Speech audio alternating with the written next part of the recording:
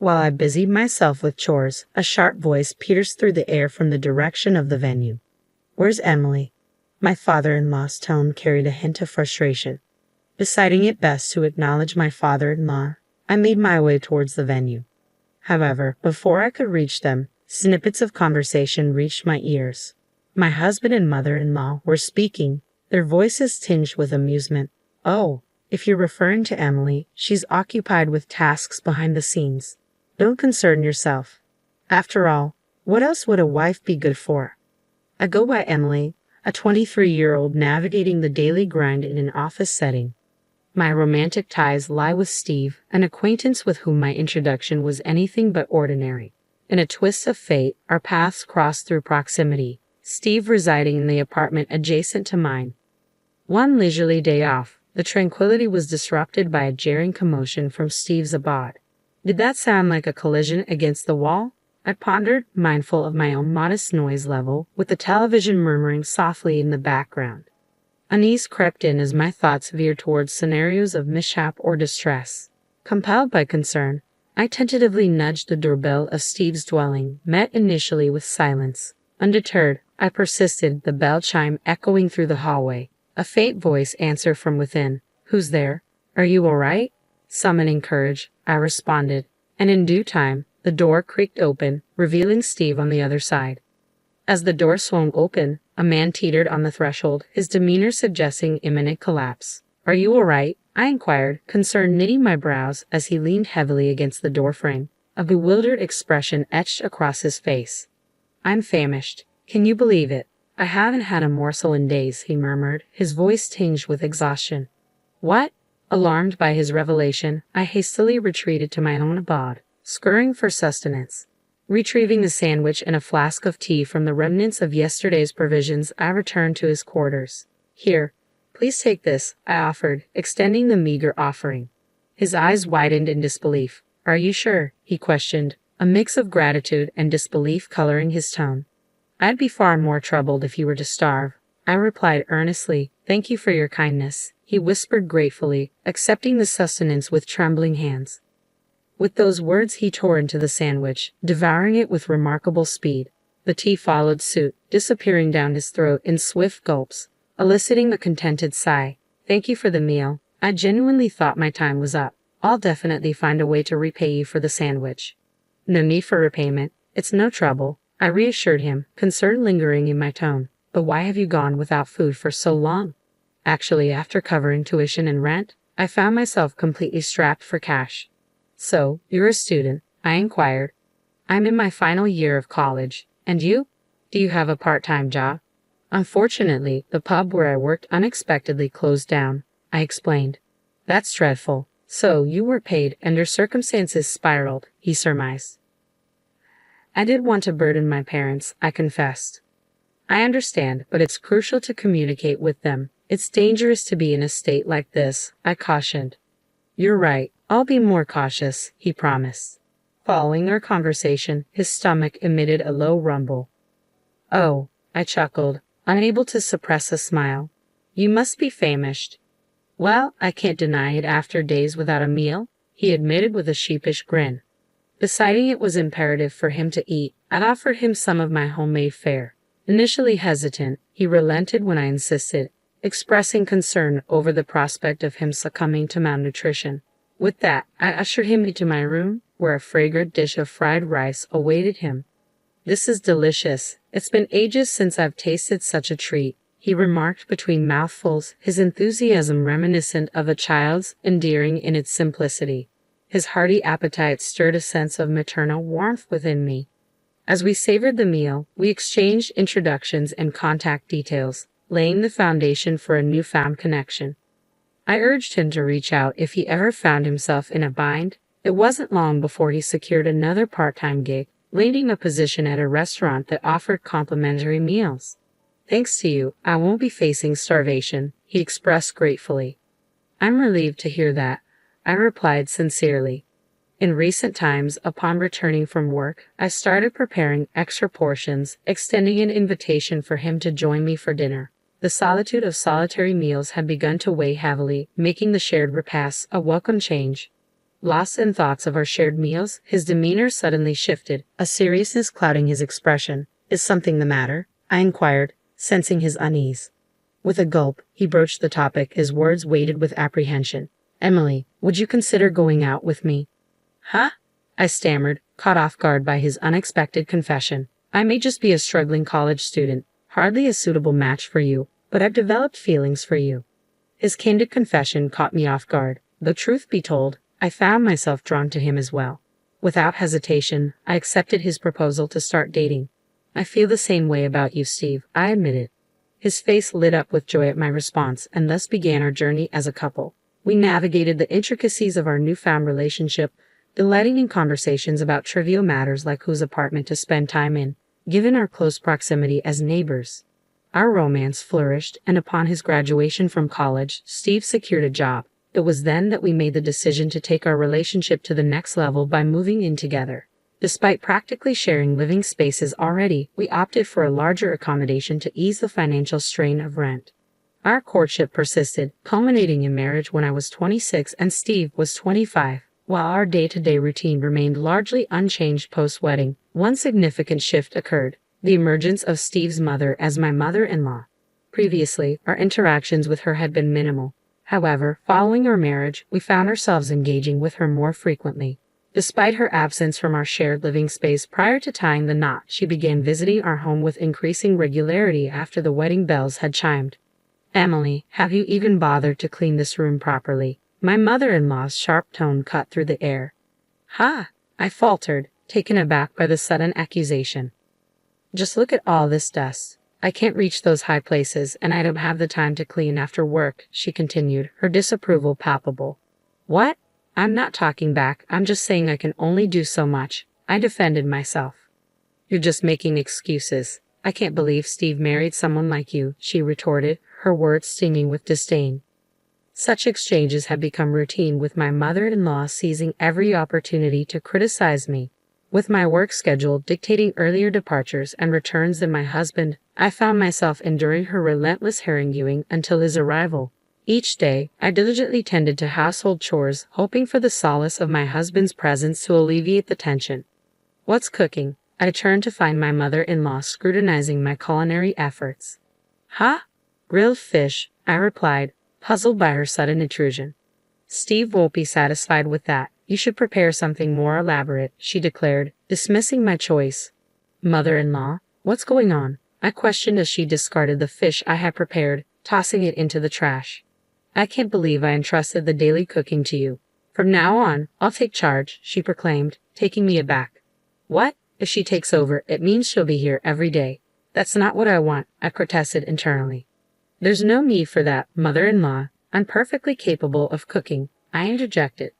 No, I don't trust your cooking. I'll be here to cook every day, she insisted adamantly.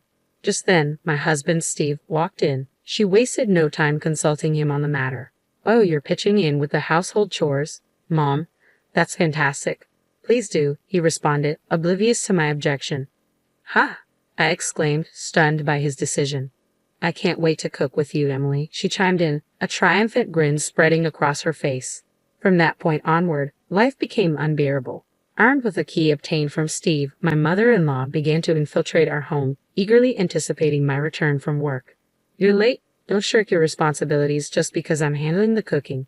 Start cleaning now, she would bark, disregarding my exhaustion. Even when the house was reasonably tidy, she insisted on relentless cleaning, closely monitoring my every move. If I dared to pause for a moment's rest, she would unleash a torrent of scolding, leaving me with no choice but to comply, further exacerbating my fatigue. Without fail, she appeared daily to take charge of meal preparation, lingering to dine with us. In Steve's presence, she would disparage me, labeling me as ineffectual. Don't cause trouble for Mom, he would chide, redirecting blame onto me instead of addressing his mother's behavior. With her husband working abroad, my mother-in-law lived alone, affording her ample time to invade our space with unwavering frequency. She began applying pressure for us to start a family. There's nothing more rewarding than parenthood. Hurry up and give me a grandchild or two, she urged persistently. Even if we wanted to, it's not something we can rush. It takes time, I countered, attempting to reason with her. Young people nowadays always have excuses. I had Steve right after I got married, she retorted, dismissing my explanation. Ha! Maybe it's because you were a homemaker. That's why, I suggested. What? She exclaimed, taken aback by my response. I mean, your circumstances were different. You had the luxury of being a full-time housewife, I clarified. What kind of logic is that? She scoffed. If you're able to fully support your husband's career, you'll have more time to focus on starting a family. But with your demanding job, it's understandable that you're exhausted, she continued, her words cutting. How can you say that? That's incredibly insensitive. I don't think it's that simple, I protested. Enough. Just stop, she snapped, cutting me off abruptly. If you don't conceive soon, we'll find another wife, my mother-in-law declared bluntly. Another wife? I echoed in disbelief. Of course.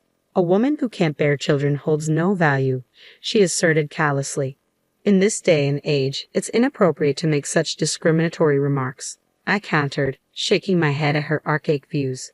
You always have to argue, don't you? I'll be sure to tell Steve, she retorted, her face flushed with anger. Ironically, it seemed she was the one who couldn't refrain from arguing. When Steve returned home, his mother wasted no time recounting the incident. Emily, did you argue with my mom? What were you thinking? He demanded, his voice tinged with frustration. It's probably your fault that we can't have children, he accused, directing his anger towards me. What? Are you saying that too?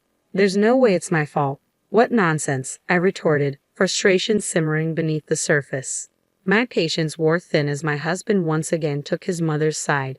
Contemplating the possibility of divorce, I couldn't shake the feeling of being constantly undermined.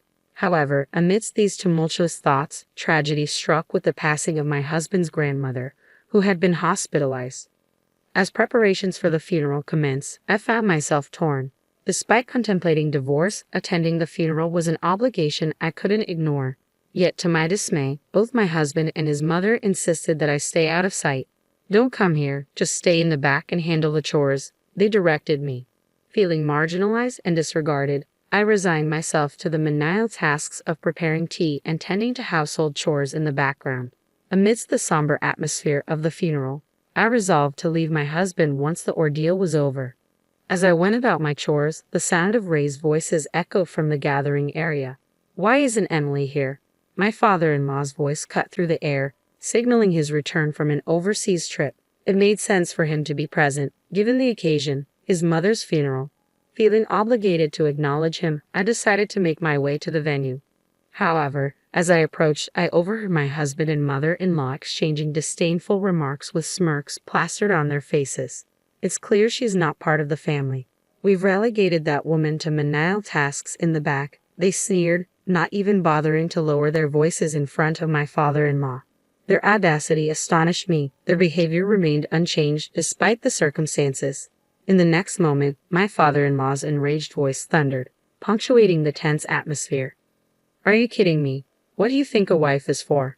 My father-in-law's sudden outburst left my husband and mother-in-law visibly taken aback. What's gotten into you? My husband stammered, clearly surprised by his father's reaction. Yeah, you really caught us off guard, my mother-in-law chimed in, her tone tinged with disbelief. I'm appalled by your mindset. I need to speak with Emily, my father-in-law declared, his voice firm with resolve. Upon hearing his words, I made my way to where they were gathered. Father-in-law, it's been a while, I greeted him politely. Yes, indeed, he replied. As I entered, I couldn't help but notice the disdainful glares from my mother-in-law and husband. Emily, could it be that you've been enduring this treatment from my son and wife? My father-in-law inquired, his expression grave. Yes, she's been coming to our home almost every day to criticize me, and Steve has been joining in to blame me, I confess, feeling a weight lift off my shoulders as I spoke the truth. As I spoke, my father-in-law's gaze turned stern as he directed his ire towards his wife and son. You two are despicable. Have you no shame? He chastised them. What's happening? My husband interjected, his confusion palpable. However, his father disregarded him, focusing his attention on me. You two are truly beyond redemption, he lamented, shaking his head in disappointment. Turning to me, my father-in-law posed a question. Emily, what do you think? Do you wish to continue your marriage with my son? Dad, what are you saying? My husband protested, his voice tinged with panic. Ignoring his outbursts, I met my father-in-law's gaze and spoke firmly. I want a divorce. Emily, Are you serious? My husband's voice wavered with disbelief.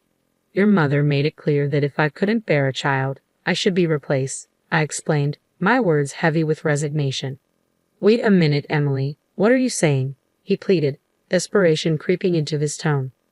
I refuse to stay with a mother-in-law who spouts such cruel sentiments, and I'm tired of a husband who sides with her instead of standing up for me, I declared, my resolve unwavering. So, I've made up my mind. I want a divorce. Upon hearing my decision, my father-in-law interjected, I think that's for the best. If you're going to end the marriage, there's no need for you to assist with the funeral any longer, Emily. Thank you for your help thus far. You should go home and pack your things. Thank you. I appreciate your understanding, father-in-law, I replied gratefully before exiting the venue. The color drained from my husband and mother-in-law's faces as her words echoed throughout the room, heard by all the gathered relatives. News of their mistreatment towards me spread swiftly, casting the chilly shadow over their reputations. Following the revelation, aided by my father-in-law's support, I proceeded with the formal divorce from my husband. It appeared that the incident had left such a deep impression on my father-in-law that he also chose to end his marriage with my mother-in-law. Left abandoned by my father-in-law, my mother-in-law found herself with nowhere to turn. Desperate, she sought refuge at my ex-husband's doorstep. However, thus far, I've been shouldering the majority of the living expenses. If my ex-husband and mother-in-law continue their spending habits on food and other miscellaneous items as they always have, their finances will undoubtedly dwindle. Considering my ex-husband's lack of savings, rumors suggest they're struggling to make ends meet.